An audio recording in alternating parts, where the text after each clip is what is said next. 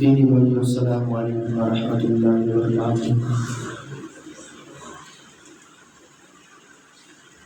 حضرات، آپ حضرات جو سنت پڑھ چکے ہیں وہ آگے جماعت میں جگہ خالی پڑی ہے اور تمام حضرات اس کو بھاگیں، بڑی مہربانی ہوگی۔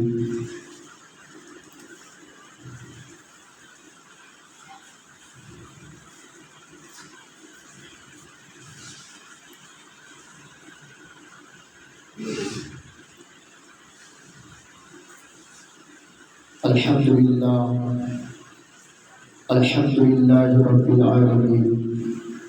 الصلاة والسلام على سید المرسلین وعلى آلہ وصحبہ اجمعین، اما بعد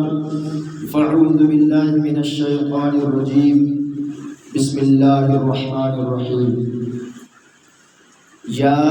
ایھا الذین آمنوا قوا انفسکم واہلیکم نارا وقودها الناس والحجارہ، صدق اللہ المولانا العظیم وصدق رسولہ النبی الامین المتین الکریم، ونحن على ذلك لمن الشاہدین والشاکرین، والحمد للہ رب العالمین۔ آئیے سب سے پہلے آقا نامدار، مدینے کے تاجدار، ہم سب کے غمگسار، وہ آقا جنہوں نے اشارہ کیا تو ڈوبا ہوا سورج پلٹ آیا، وہ نبی کی بارگاہ میں درود و سلام کا نذرانہ عقیدت پیش کرے، جنہوں نے اشارہ کیا تو چاند تو ٹکڑے ہو گئے۔ اس نبی کی بارگاہ میں درود و سلام کا نذرانہ عقیدت پیش کرے، جس نبی نے اشارہ کیا تو درخت اپنے جڑوں کو زمین سے اکھاڑ کر آقا کریم صلی اللہ علیہ وسلم کی بارگاہ میں آیا۔ اس نبی کی بارگاہ میں درود و سلام کا نذرانہ عقیدت پیش کرے،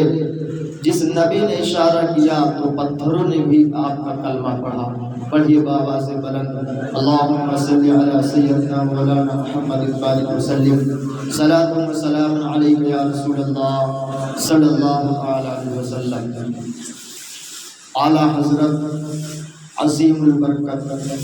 مجدد دین و ملت، کنز الکرامت،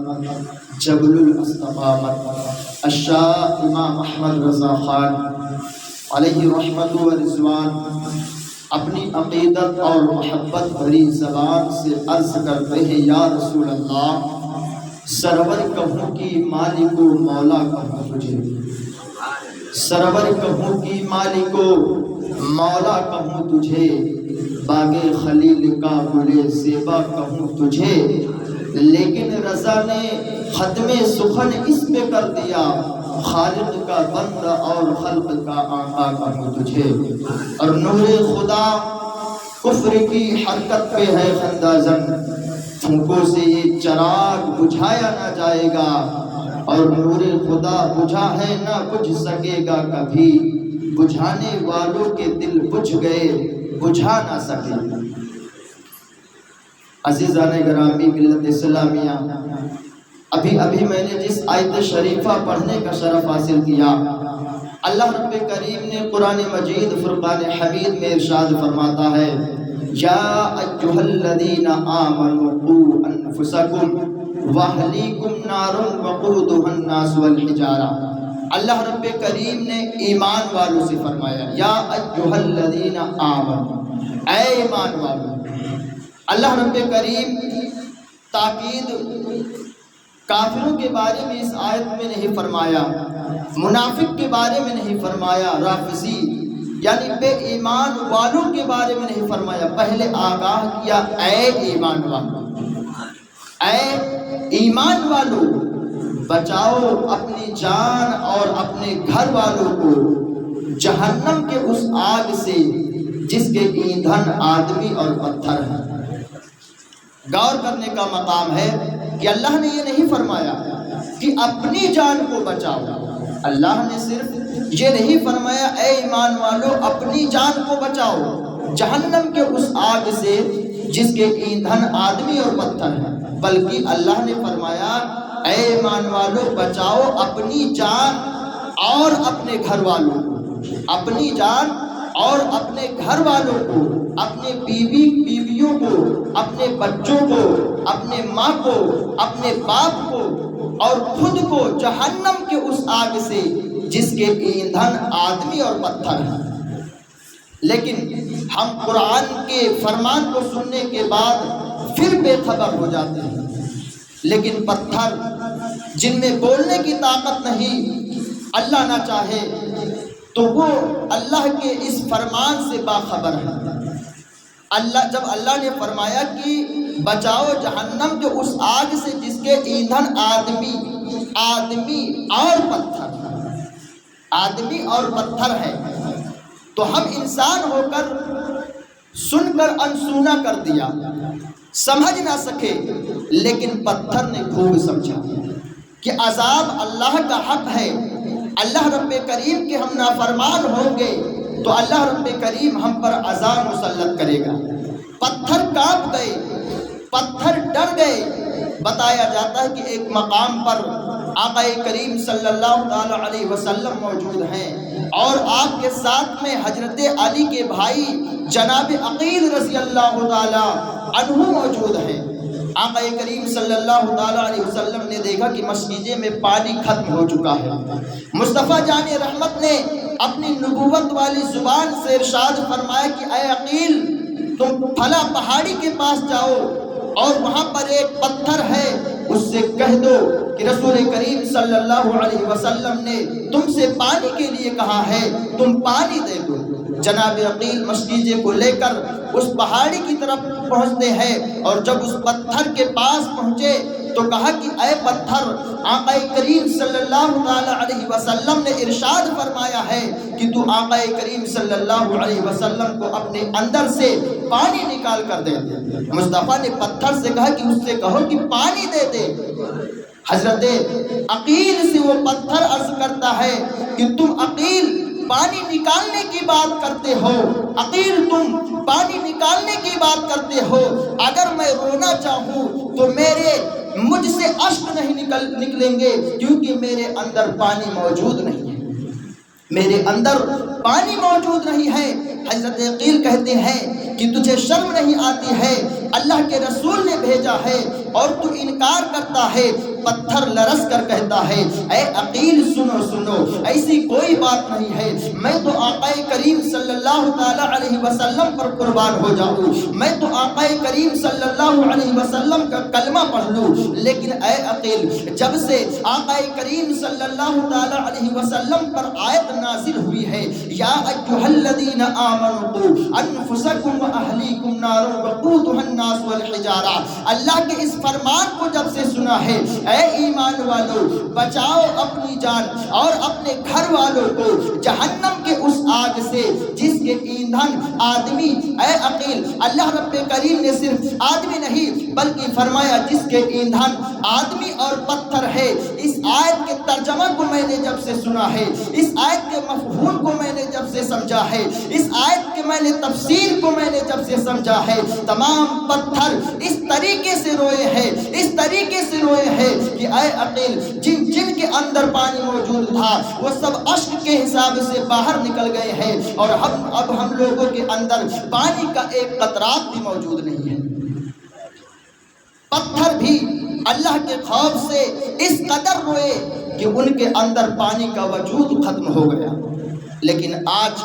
یہ دیکھا جاتا ہے کہ ہماری مسجدیں لوگوں سے خالی رہتی ہے۔ اللہ نے ہمیں کھانا دیا ہے، ہم کھاتے ہیں، لیکن اللہ کی بارگاہ میں سجدہ نہیں کرتے۔ اللہ نے ہمیں پانی عطا کیا، اللہ کی نعمت کو ہم استعمال کرتے ہیں، لیکن رب کی بارگاہ میں آ کر ہم سجدہ نہیں کرتے ہیں۔ اللہ اکبر! آؤ میں تم کو بتاتا چلوں، آقا کریم صلی اللہ تعالی علیہ وسلم کی حدیث پاک ہے، مصطفیٰ جان رحمت صلی اللہ تعالی علیہ وسلم کی بارگاہ میں تمام صحابی موجود ہیں۔ آقا کریم صلی اللہ علیہ وسلم بیٹھے ہوئے ہیں، اتنے میں تمام صحابی دیکھتے ہیں کہ آقا کریم صلی اللہ تعالی علیہ وسلم کی آنکھیں اشک بار ہو گئی ہے، نبی کونین صلی اللہ تعالی علیہ وسلم کی آنکھیں اشک بار ہے۔ مصطفیٰ جان رحمت کی بارگاہ میں ایک صحابی کھڑے ہوتے ہیں اور عرض کرتے ہیں یا رسول اللہ آپ کا اس طریقے سے رونا کیوں ہے؟ یا رسول اللہ آپ تو ساری کائنات کے مالک و مختار ہیں،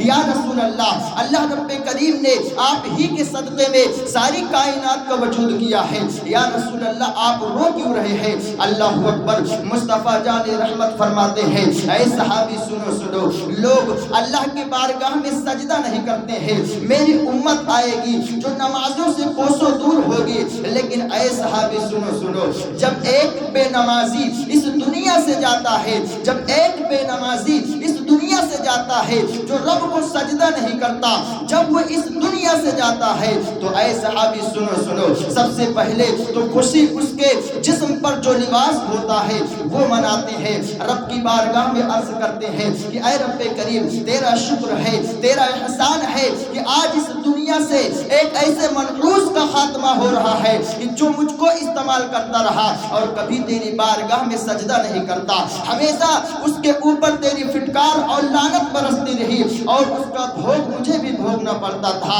سب سے پہلے اس کے جسم کا لباس خوشیاں مناتا ہے جو نماز نہیں پڑھتا، پھر جب وہ اس بستر سے اٹھا لیا جاتا ہے جس بستر پر وہ مرض الموت میں مبتلا ہوتا ہے، پھر وہ بستر خوشیاں مناتا ہے، رب کی بارگاہ میں عرض کرتا ہے کہ پروردگار عالم تیرا شکر ہے، تیرا احسان ہے کہ آج ایک بے نمازی دنیا سے جا رہا ہے اور یہ منحوس آج کے بعد میرے اوپر آرام نہیں کرے گا۔ اللہ اکبر۔ پھر جب اس کو کفن پہنا دیا جاتا ہے، اس کو کفن پہنا دیا جاتا ہے اور جب اس کو گھر سے باہر نکالا جاتا ہے تو اس کا مکان خوشیاں مناتا ہے، اس کا مکان خوشیاں مناتا ہے اور کہتا ہے اے رب کریم تیرا احسان ہے، تیرا شکر ہے، یہ منحوس شخص تیرا دیا ہوا کھاتا تھا، تیرا پانی پیتا تھا، تیری عطا کردہ تمام ہواؤں اور فضاؤں سے یہ لطف اٹھاتا تھا، اس کے باوجود تیری بارگاہ میں سجدہ نہیں کرتا تھا، تیری فٹکار اور لعنت اس پر برستی تھی اور اسی عذاب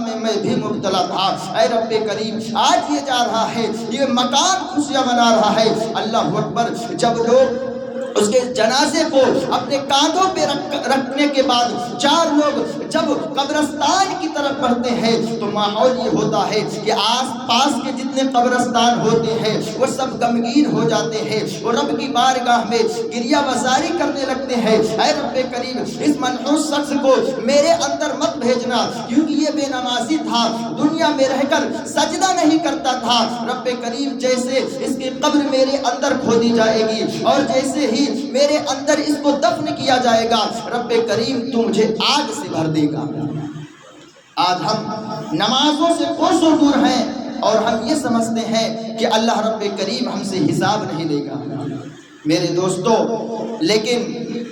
جب کوئی نمازی انسان اس دنیا سے جاتا ہے تو اس کے لیے اس کا لباس بھی دعا کرتا ہے، اس کے لیے اس کا بستر بھی دعا کرتا ہے، اس کے لیے اس کا مکان بھی دعا کرتا ہے اور قرب و جوار کے تمام قبرستانوں سے رب کی بارگاہ میں یہ صدا ہوتی ہے، یہ گریہ وزاری ہوتی ہے کہ رب کریم اس نیک بندے کو مجھے عطا کر دے تاکہ اس کی قبر ہمارے اندر کھودی جائے اور جب یہ میرے اندر آئے گا رب کریم تو مجھے جنت کی ہواؤں سے سیراب فرمائے گا، جنت کی خوشبو سے مجھے مہکائے گا اور جنت سے خوشبو آتی رہے گی، اس خوشبو سے ہم اس کے صدقے میں معطر ہو جائیں گے۔ یہ ہے نمازیوں کی فضیلت۔ اور یہی نہیں، آپ نے دیکھا ہوگا کہ نماز کے لیے اللہ رب کریم نے نظام قدرت کو بدل دیا ہے۔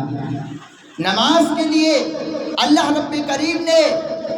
نظام قدرت کو بدل دیا ہے۔ اگر ایک بار سورج ڈوب جائے تو جب تک صبح نامدار نہ ہو جائے تب تک سورج پلٹ کر نہیں آتا ہے، سورج پلٹ کر نہیں آتا ہے، سورج مشرق میں نکلتا ہے اور مغرب میں غروب ہوتا ہے۔ لیکن اللہ رب کریم نے نماز کے صدقہ و توسل سے اللہ کے رسول صلی اللہ علیہ وسلم نے دیکھا کہ سورج ابھی مغرب میں غروب ہوا ہے، اور نماز کے لیے اللہ رب کریم نے مغرب کے وقت ہی دوبارہ سورج کو بھیجا ہے۔ ذرا غور کرو، اللہ رب کریم نماز سے کتنی محبت کرتا ہے اور نمازیوں سے کتنی محبت کرتا ہے، اللہ کی بارگاہ میں نماز کتنی مقبول ہے۔ اور ذرا غور کرو، آقا کریم صلی اللہ علیہ وسلم ہے اور جناب